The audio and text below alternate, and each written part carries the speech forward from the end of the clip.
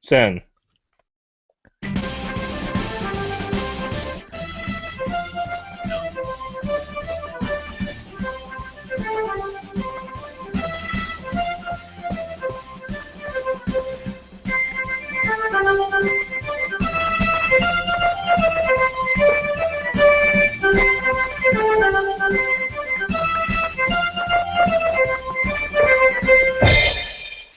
Woo! Welcome to Meeple Syrup Show, Designers Discussing Design. We're on episode 41, and we're hoping it's a cool episode or not. We are very excited to have not only Sen and I, but a special co-host, Brittanie Boe. Why don't you say hi to everyone? Hi, everyone. Awesome. And we have special guest Travis R. Chance from Action Phase Games and Spencer Reeve from CoolMiniorNot.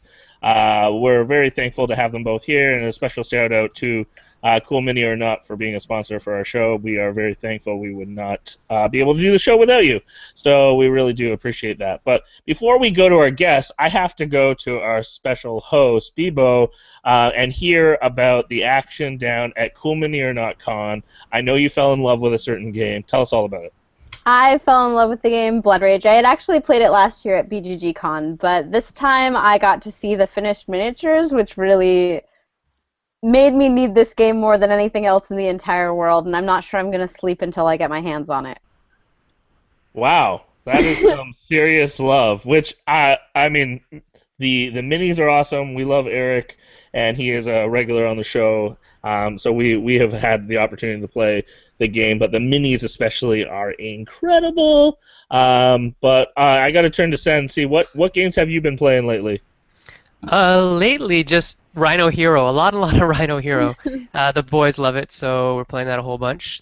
Shouts out to Haba for doing that one up. It's a great game. Adults like it. Kids like it. Oh, there we have. Show that again, That's so Gerald. cool. Yeah, there's My the Rhino cape. Hero cape. That's He my was the cape. official superhero at Origins. Hello to Sir Bob and Bearded Meeple and David Tome out in YouTube land for watching right now. But anyways, Gerald, what have you been playing?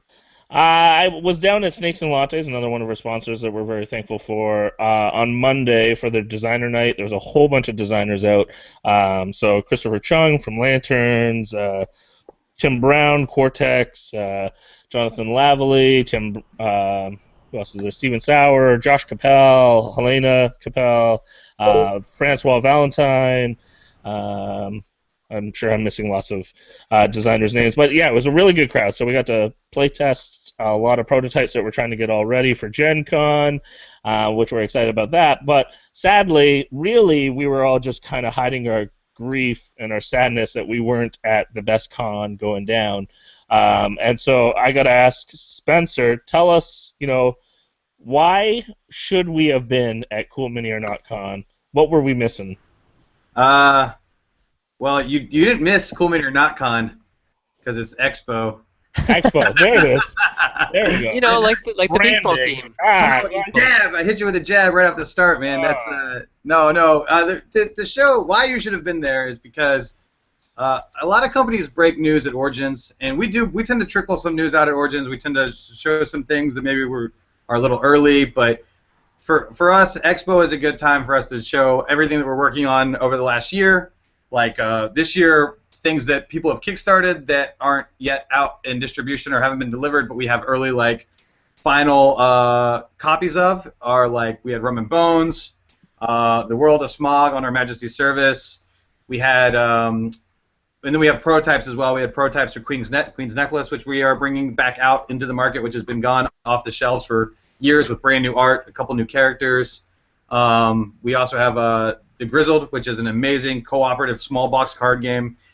Finally, we actually wound up getting halfway. I think Saturday we wound up getting a copy of Blood Rage, the final actual release copy of Blood Rage delivered to us for people to check out with final miniatures and final boards and final cards.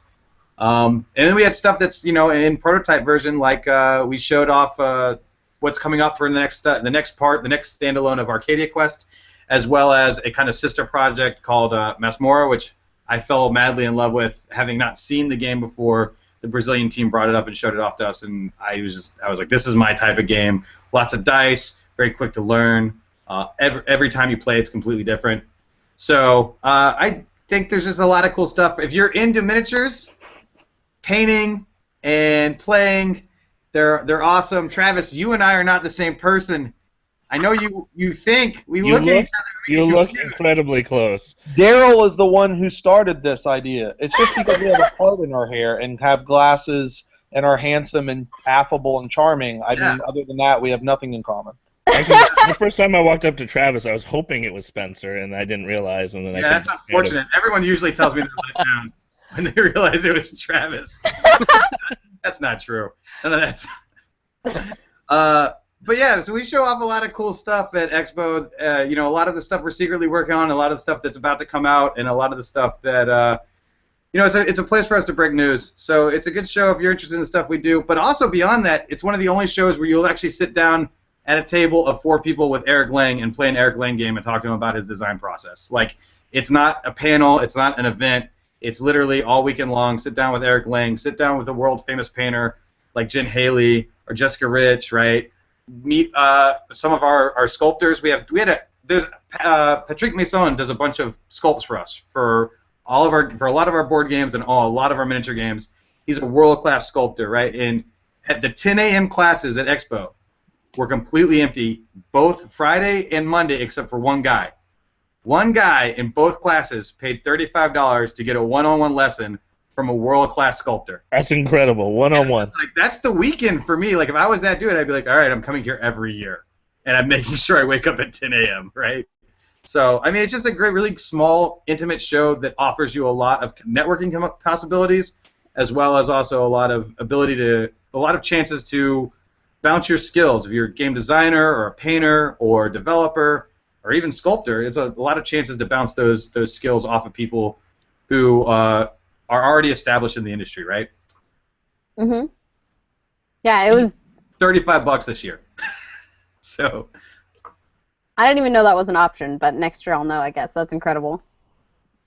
it's a big show for how small of a show it is, actually. Yeah. Yeah, I was thoroughly impressed with everything at that show. Spencer, you were talking about the new small box game that you're playing, Grizzled, right? Yes, Grizzled.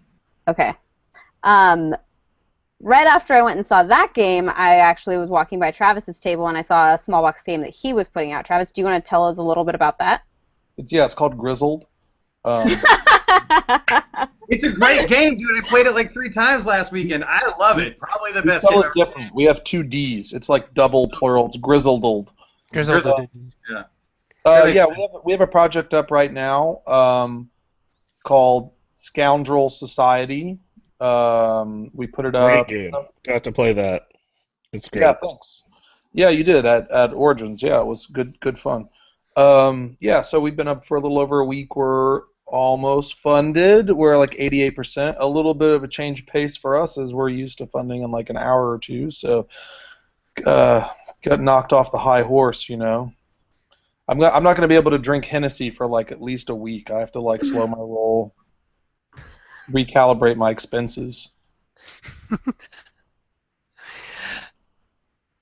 Apparently a bug just fell into Brittanie's drink. That's what we're laughing about. So, Spencer, let's talk about what's going on Kickstarter right now for you guys. Which game is currently kickstarting? I don't recall. It's no big deal. Nobody's ever heard of it. I think we're not. We're doing Zombicide right now. Zombicide Black Plague, which is I'll tell you guys.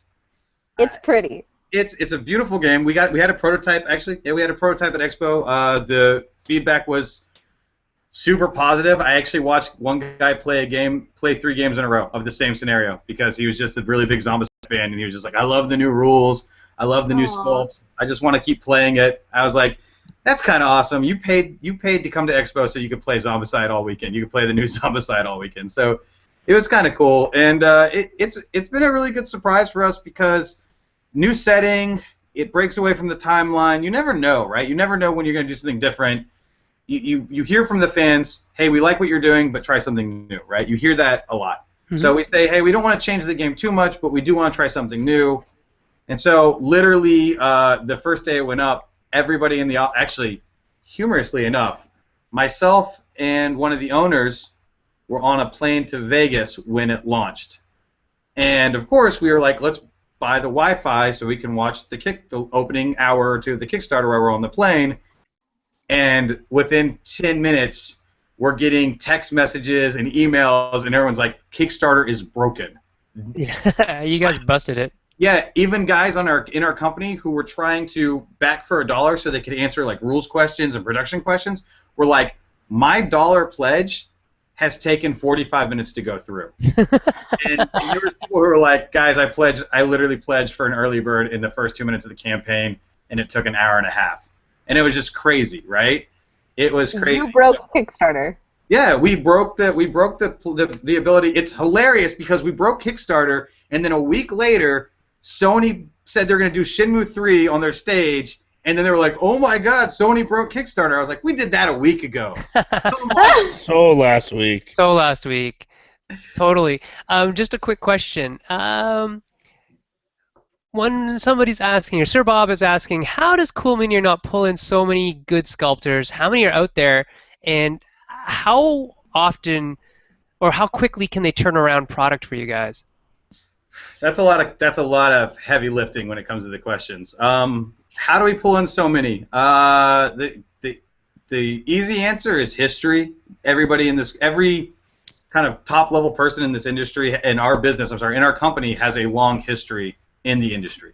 So they have contacts. They know people from when they operated. I mean, Guillotine Games previously used to have people who worked inside of Rackham.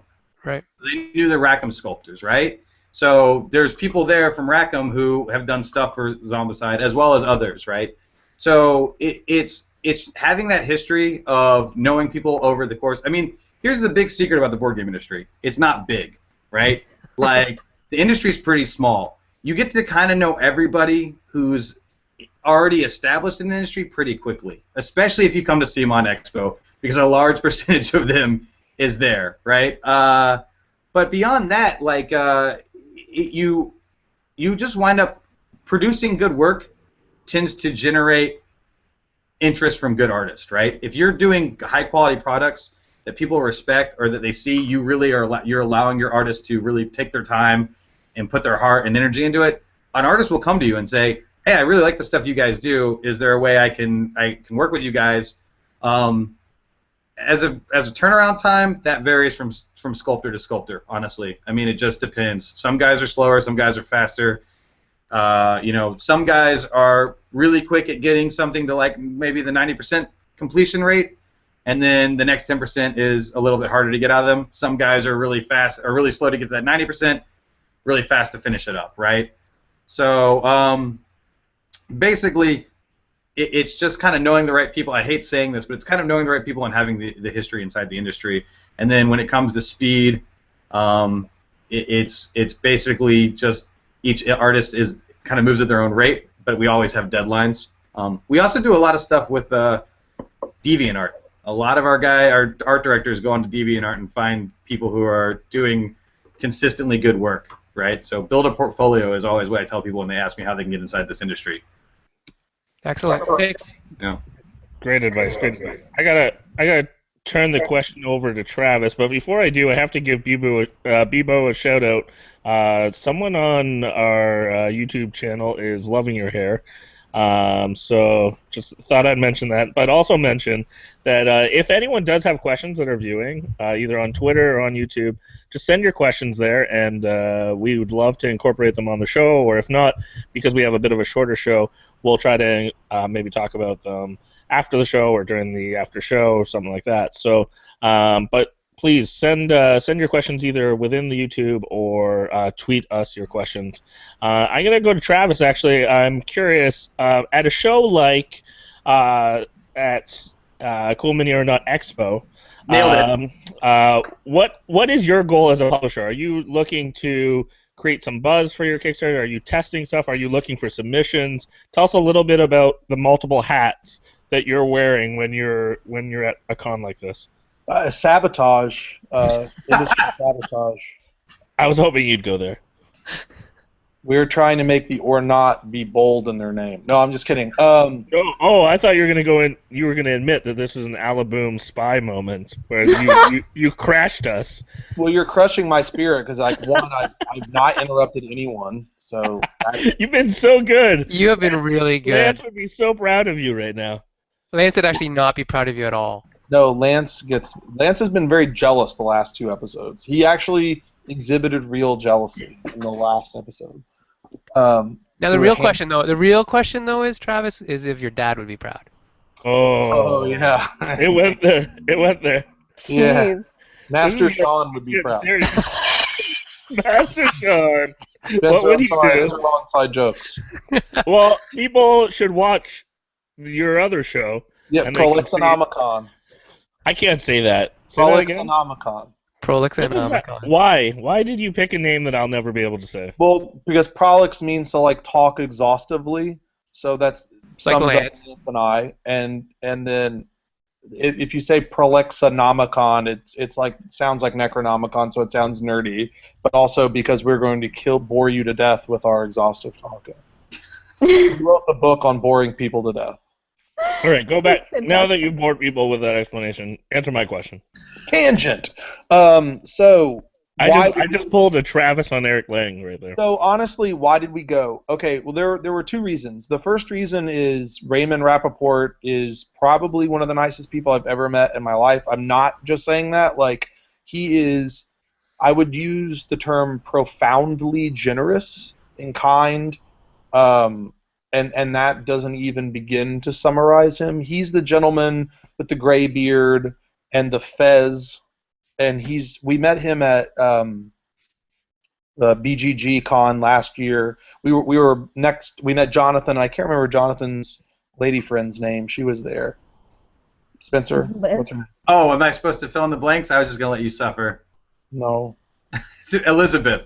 Yes, we Thank met the 3 of them at BGG Con, and they were awesome. So he invited us to be one of the exhibitors, which, to my understanding, they don't invite very many people to be exhibitors. And at the time, we were like, I don't really know. And then he sent me another email. He's like, I really wish you guys could make it. I think it'd be pretty neat. And then we kind of shuffled a bunch of stuff around. This weekend will be our 5th con in 7 weeks. Holy So smokes. suck it. Yeah. Say you care. Working hard. Do that crap. 7 cons, 6 cons in 7 weeks, or whatever. 5 cons in 7 weeks. Anyway, so we went there for that, and then also we went because, like, quite frankly, not a lot of exhibitors typically means better odds of selling stuff, and since it's only 8. Well, not only that, we were to promote our other games. So we have a greater chance, especially with people like CoolMini in our corner. They've done a lot of really awesome stuff. They did like a 4-page spread in Ravage on Heroes Wanted. They talked about us on their podcast, like Raymond and Jonathan and Jared from Tabletop Gaming News. Is that right, Spencer? Yes, sir. Jared Miller from Tabletop Gaming News. and Rapid Yeah, Dragon. they're all like extremely kind and generous with their time and ability to help spread the word on our other game. So we thought it would be a good opportunity for us to go down there, having known that they were in our corner, to show off, to bring Heroes Wanted and to show off our new game, Scoundrel Society, and also the next game we're putting out like a week after Scoundrel Society ends, called Ninja Camp. So there were multiple reasons why, but frankly, the main reason was it felt like it was the least we could do for Raymond to come down and like be a part of it. It was an honor. It was really like great. That sounds awesome. Awesome. So, Spencer, I heard that next year everyone on this chat is going to be VIP, and you're inviting Meeple Syrup to come hang out. Oh, right? yeah, for sure. Yeah. Oh, that sounds Bring you guys down, lovely. man. I don't know how far away you guys are, but we like to bring podcasters down. Actually, it's narrow-sided on my behalf because we sponsor your show and didn't invite you guys. That's all right. That's a pretty dope move on my behalf. So we'll be there next year. Not the hip hop dope. Yeah. The other dope. Well, it was dope B, I guess, is really. Yeah. It's something we'll definitely have you guys down next year because we like to have everybody. We have like extensive media. I mean, we have Rodney Smith come. This year Rodney Smith was there as well as Wargamer Girl, who does a bunch of YouTube videos and battle reports and stuff like that.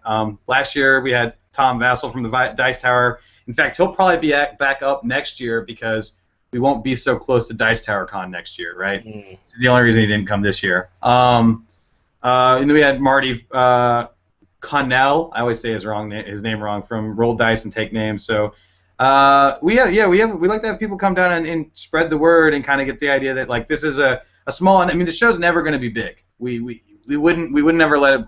I think we have multiple conversations about what's the hard cap that we would set. Perfect world would be 500. We'd stop at 500 and we would survive, and we would just maintain because we like the idea of like, yeah, it's 5 people at a table with Eric Lang playing the game that he's putting out in, or he just kickstarted, or the game he's putting out in 2 months or something like that, right? That's a cool idea.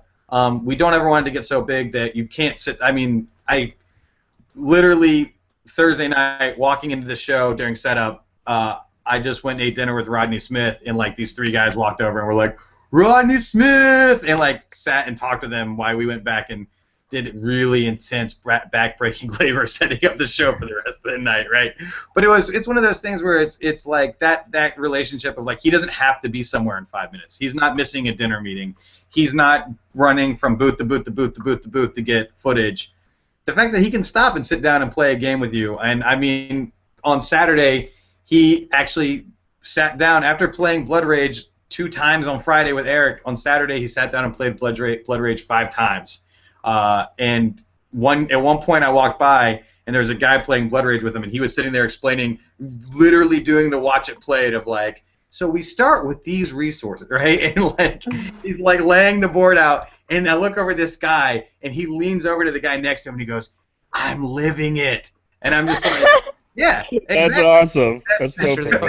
That's the experience of the show. Rodney Smith actually teaches you a game in real life, right? So we don't want to ever lose that. That's our big thing. We don't want to lose the experience that if you wake up at 9 a.m. and go down to a 10 o'clock class, that there's a possibility that it's going to be you and maybe one other person getting a master's level course in sculpting or 3D sculpting or painting, right? We don't want to lose that. Sorry, Travis is trying to type in Canadianese, and it's pretty funny. Travis, I finally understood when you put the U. I was like, I don't know what he's trying to say. So Travis, just so you know, you can always jump in because listening to you is exactly like listening to Spencer. You guys are one and the same, right? So it's not cutting off. It's the same video feed. Yeah. You guys know how Spencer came to be, right? Like someone poured water on my back, like in crawled out. Do not put him in a microwave, folks. Do not put him in a microwave. I'm the cute one. I'm the gizmo. You're the Spike. Yeah, let's be real here. Spike, and I'm the gizmo. Let's just make sure This is like going to be something. It's going to be a war. You're a young man. I'm a handsome older gentleman. You almost said handsomer. I saw you try and slip it in. I said answer, and I tried to cover up the word that I made up there on the spot. All right, Travis, coming back to you.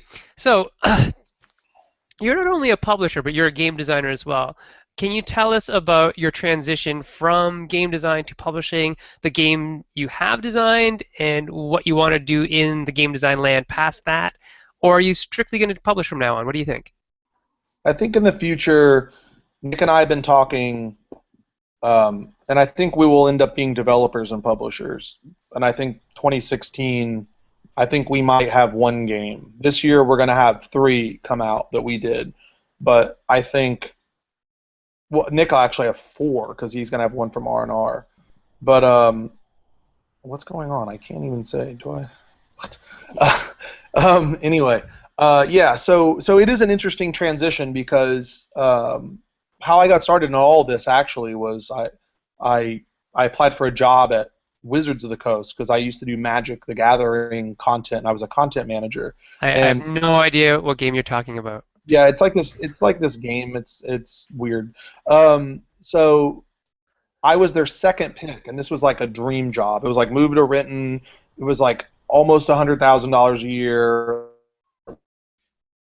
Like $15,000 signing bonus, like all this crazy stuff. I was their second pick, and their complaint was, and I went to NYU for project management, although you wouldn't guess that because of my meandering, ambling ways. But don't agree with me. But they didn't pick me, and their complaint was that I didn't have any game design skills. So the only reason I even made a game was to spite Wizards of the Coast. So I made Infamy, and then I was like, holy crap, I'm actually pretty good at this. And then Nick helped do the development on that, and then I left New York. I was living in New York City at the time, and I was like, I want to do this full time. And so my wife and I moved she's from New York City and I'm from Indiana, and we moved to Indiana with the intention of doing this. So I saved up a bunch of money to do this. This was I have other people publish my games after having one not want to do that ever again. So just because there's not enough money in it, etc. The time to cost or the time to benefit ratio was not what I wanted. So we decided to put out our own game. So we did Heroes Wanted, and we were very lucky that we were successful with that. And then we did an expansion, and we were very lucky that we were successful with that. So now we are to the point where people like you guys, we talk to designers like you guys that have numerous games out, and we get to we are now considering some bigger designers. Like, for example, we just signed Adam and Brady Sadler, who were guys that worked at Fantasy Flight and worked on Descent 2.0, and they're designing a game for us right now. Yeah, and he's and doing a more gigantic project as opposed to our more like Euro-y type games. We're talking to Daniel Solis right now, working with him on obtaining a couple games of his that he did, kind of doing some development to flesh them out. One of them is actually starting to become like a different game based off of one of his other games. It's growing into something else, actually, but it's still his game, which is pretty neat. So growing into something beautiful. Yeah, I wonder what game I could be talking about. It's already beautiful. I'll fight It's you. already beautiful. Yeah, no, you're beautiful. And Spencer, you look like me. So I was born first, so therefore you look like So on that note, I will shift. You have to share though. Share. No, that's awesome. I got another question from the audience, so I'm gonna throw this Spencer's way, and it's regarding how does CoolMiniorNot decide on like Kickstarter exclusive content? You know, like what kind of content comes out with, say, for instance, the current Kickstarter, and then how do you manage that kind of the demand of, you know, everyone wanting it later versus trying to entice people to support the Kickstarter? How do you make those decisions? Well, so let me state that I can only speak from kind of my perspective on this. Yeah, right? kind of looking. Yeah, absolutely. There's a team here that does the Kickstarter, so it's not solely me or anything like that. It's in some cases not even me at all. I just come in and get the briefing, right?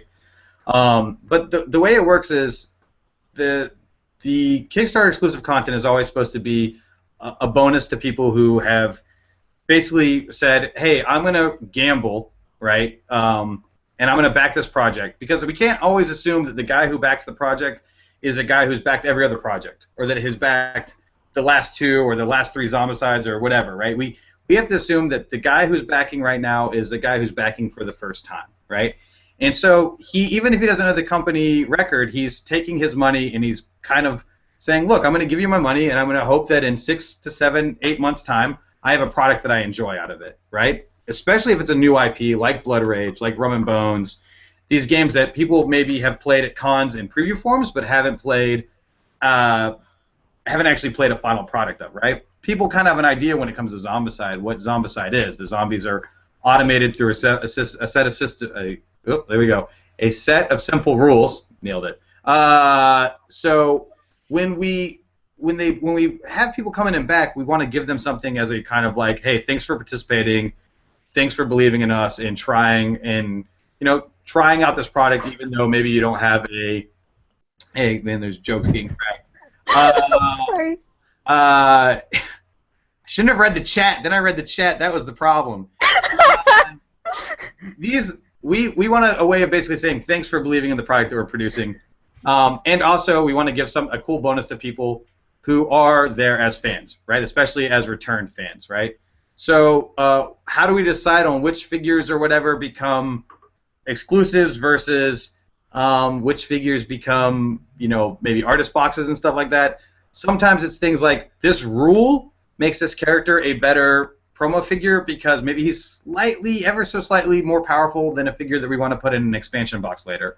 So as a figure that is maybe slightly more powerful, we don't want to have him be something that ruins the ecosystem or changes the ecosystem for gamers, but is rather something as like, hey, you back the project, so here's your cool extra guy, right? And it's something that video games do all the time. They give you this one cool skin or this one more powerful character upgrade because you pre-ordered the game, right? So it's similar to that.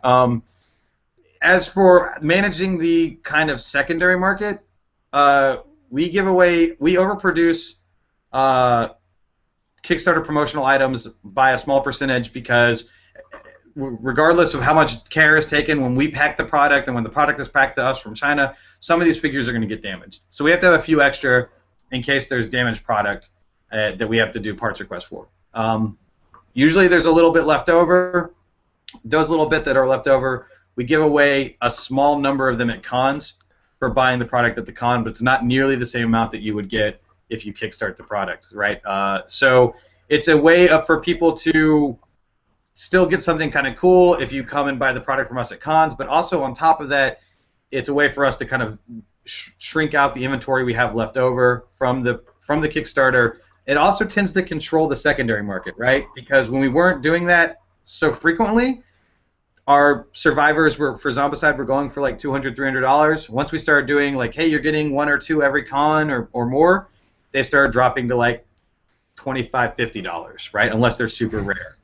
So it kind of wins for everybody because we don't want one guy who backs the game 6 times to get 6 copies of all the promo figures and then go sell 5 of those promo figures for $300 a pop, right? I mean, he can. It's in his right to do that or her right to do that, but we want to make sure that the secondary market isn't this thing that people are playing against, right, for the next 3 years. It's something that it's cool that it's there, but that we're also still giving things to people who are late to the game or something like that, right? Mm-hmm. Absolutely. We have decided that Spencer is the content of the show, and Travis is just the eye candy version of the twins. But on that note, that's rude. Meeple, why don't you hit Travis with one of our audience questions? I thought I was hitting Spencer with a question, but... Oh, are you? Well, I guess he is...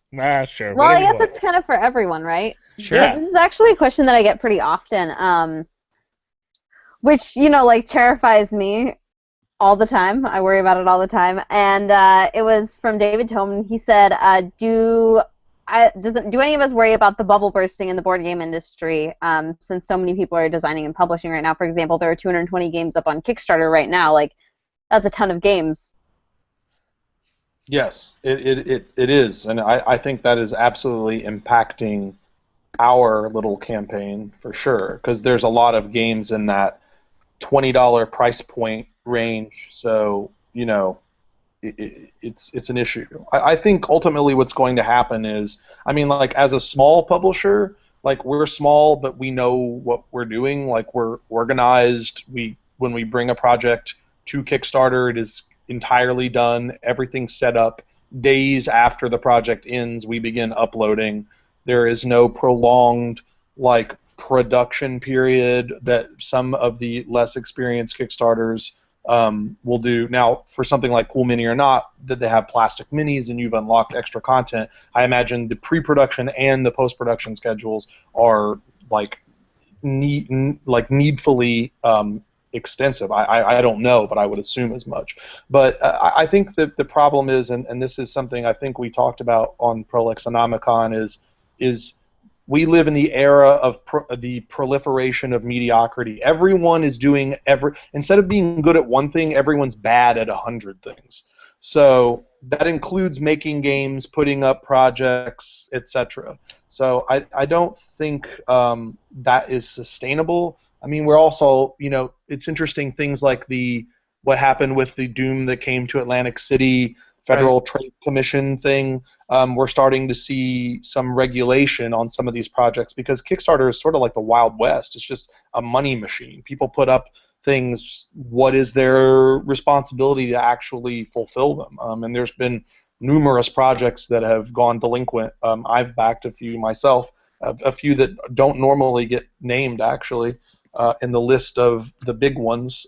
So I think at some point in time, the people who actually know how to run a campaign, know how to fulfill a game on time, know how to deliver quality components, know how to handle their customers, those people are going to survive the flotsam that is everyone and their brother making a game that just their like uncle played at Thanksgiving and they think it deserves to be put out, and they haven't talked to a factory or they don't know anything, you know. So at some point, I think the oversaturation has to give way to survival of the fittest.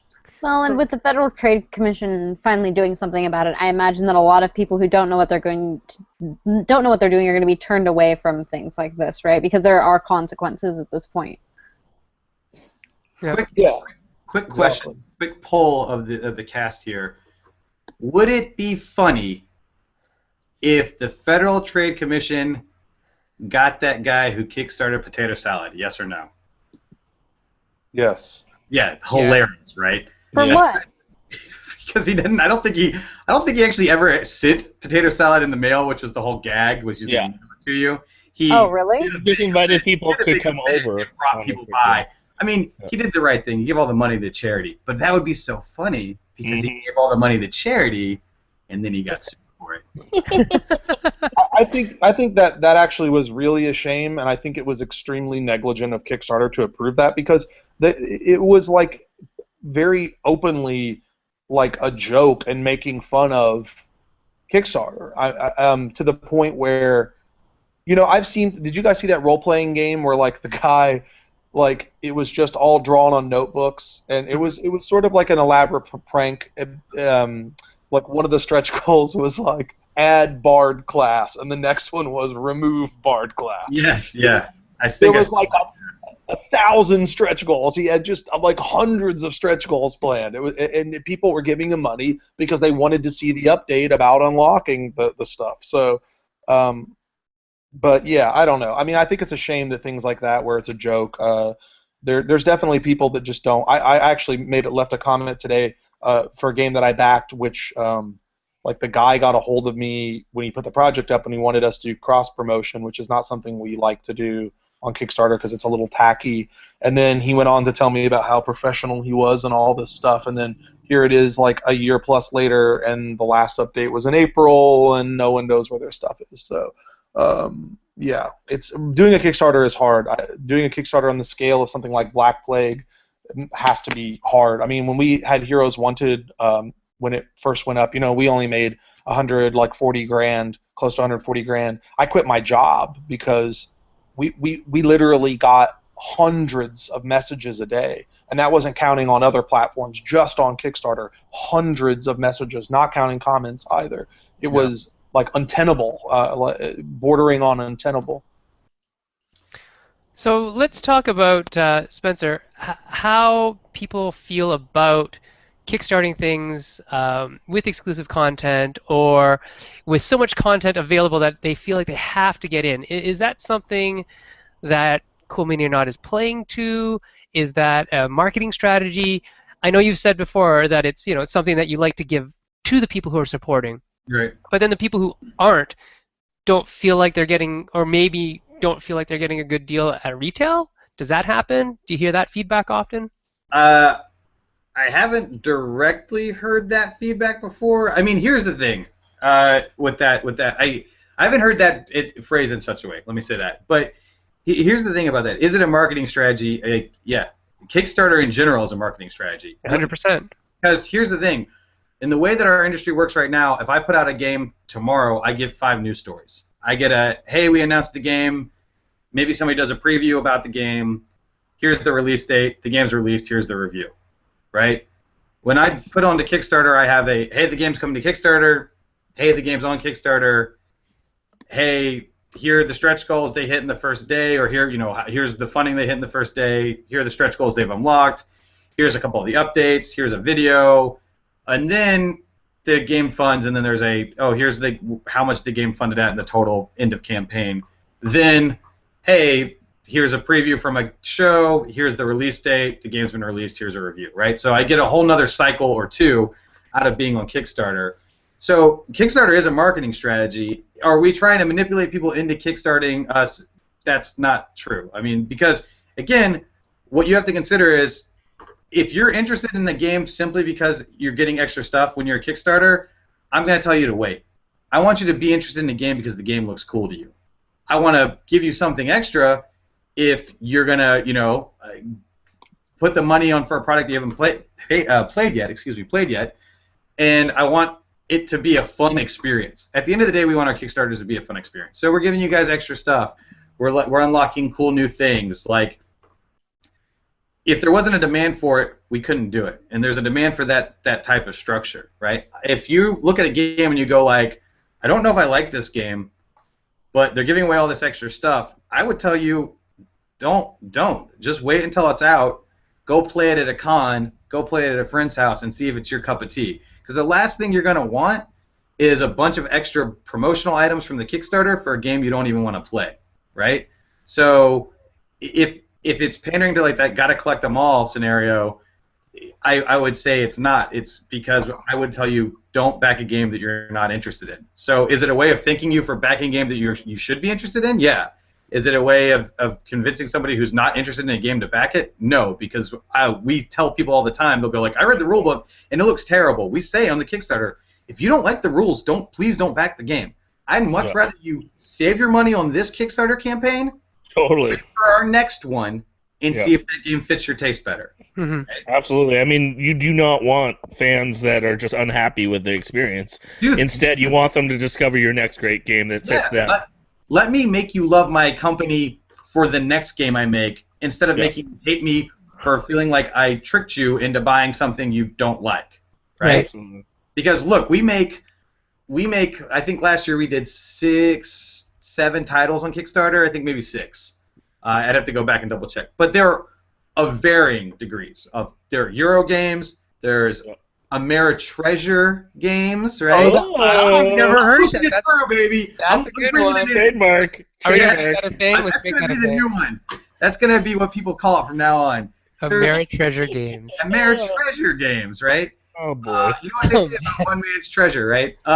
So we do a variety of games, right? And they have a variety of different play styles. So we appeal One to man's trash is another man's treasure. what exactly happened at Expo. On Sunday night, we pulled everybody who was a guest at Expo as we were breaking down. We talked to Bebo, we talked to Rodney from Watch It Played, Marty from Roll Dice and Take Names, even Miranda, the Wargaming Girl. We asked them, like, so what was your favorite thing you did here this weekend? What was your favorite game you played? Everybody had a different answer. Somebody liked Masmora, somebody liked Grizzled, somebody liked Roman Bones. Like, it's everybody, Blood Rage, everybody had a different answer. And that basically boded very well for us. It said, you know what, that bodes well because moving forward, we have a lot of titles coming up that are either near release or moving into production. That means that we're going to have a lot of options for people who like to play very different types of games. So if you don't want to kickstart a game that we're currently running, if Zombicide, Black Plague, if you haven't liked any Zombicides and you're looking at Black Plague and going like, I kind of like fantasy, but I don't like Zombicide, and they're giving away all this free stuff, I would just tell you to wait. You know what I mean? Totally. Yeah. There you go, folks. So do not feel the pressure. Only support the game that you love and you want to love, because there is enough variety out there. You can find the right match. I gotta come back to a few pictures that I saw that happened at CoolMiniorNot Expo and get the lowdown. Travis, first, explain what we're looking at here. I see Eric Lang staring at a plate of food. Go. Yeah, so we went to dinner, and this is like the first time I really met Eric. So he seemed extremely suspicious of me, and rightly so. So he was eating, and then he is apparently a very picky eater. I also like to point out the girl over his shoulder. Do you see this? I love it. That's very far right. Yeah. Right? So, Oh yeah. So he's. I was like intentionally derailing him as he went off on tangent after tangent. To which Rodney and Marty was like, in his very. I won't try to impersonate a Southern accent because he gets mad when I do it, but I'll do it. So he's like, Eric, he's just messing with you. You got stop it, man. And then Rodney's like, yeah, get back on subject or whatever. And then I would just keep derailing him infinitely. And then so finally he orders chicken and waffles because he's like, I'm a picky eater. He's like, no cheese. There's no cheese on this, right? Like no cheese on chicken and waffles. Because he hates cheese. He didn't actually say that, but he hates cheese. So yeah, so he eats it, and I look over, and he's like, "We gotta go. We gotta do the Blood Rage video or whatever." And that's his waffle. It looks like a 3-year-old ate it. Look at it. And then he looked at me. He's like, "What? This is like a normal way to eat a waffle, and it is clearly not a way an adult man would eat a waffle." And the best part of it was he said, "Guys, I'm not gonna finish my food, so if anybody wants this, feel free to my weird Velociraptor attacked waffle." I have to say that looks like a way I would imagine a rat would eat a waffle. Like he would stand on top of the waffle and nibble down into the waffle. Mhm. That is not the way a human being eats one. Someone needs to teach Eric Lang how to eat waffles. Well, the best part about the picture too is when they took the picture, you can see him going like, "What? What am I doing wrong?" I took the picture. I don't understand what I'm doing wrong. This only added to his suspicion of me because when we were walking back, he's like, "Listen, that's like a perfectly acceptable way to eat a waffle where I'm from." And it's like, no, that is not. Look, he only ate like one bite. Where he is from. That is not how we eat waffles. Especially when there's syrup on it. Yeah. Oh, Absolutely. next picture. Okay, next picture. I gotta hear the backstory here. One of my favorite games that I discovered while I was at Origins was Spyfall, and I've been teaching it to lots of people. But I see here Rodney Smith with some spy cards. Yeah, so I this was my idea with Pete. I don't know if you guys know Pete Shiri, or Shiri rather, or Shiri, or I don't know. So anyway, yeah. So I was like, hey, we should totally play a trick on Rodney and do a game where everyone's the spy. So we set it up and we played one normal game, and then we rolled around. We set it up so that we played one normal game, and then we played a game. The second game was the one that was like, the prank. So we go to play it, and the whole thing was that we were just going to ask these extremely odd questions so that it made no sense. So the first question was Pete, who said, how much alcohol would you drink here? And then the answer was to Marty, and Marty was like, oh, a case. And then Marty's like, if you had to drink, how much chocolate milk would you say you drink here? and then he's like, whatever answer. Then it was like, hey, would you take your grandmother here? And then it started getting really, and so then Rodney was asked to do a question, and this is literally what Rodney did. He goes, so Rodney thinks he's the spy. He goes, how many people are there? And he keeps staring down at the booklet because he's like, what in the hell are they talking about? And it's abundantly clear, and everyone's totally straight-laced. Then it kicks back, and then to Pete, and Pete goes, he's like, what does he say? He's like, butterscotch, picante, or black. And then Marty goes, Caucasian.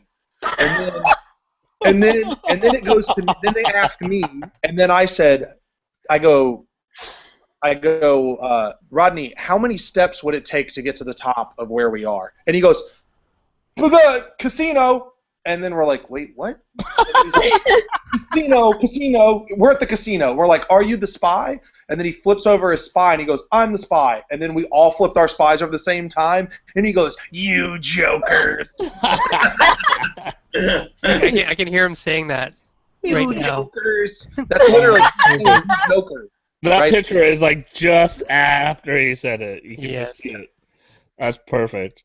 And then we went on to play one of the best games of Time's Up of all time, where Marty ended up becoming an unintentional meme whenever someone was Rodney was on his team and trying to explain to him X-Files, which I don't know why it was so hard for he came up with like a short story to try to explain it. And Marty was trying to say Mulder and Scully, and instead he said, and I quote, Morton Chlorplepsley, Oh, that's what you said. That's why you said that on Facebook. which has now turned into 5 people making Morton Chlorplepsy or Morty for President shirts. Dude, that's what I'm talking about. This is this was about a 300, maybe a little over 300 person show, right?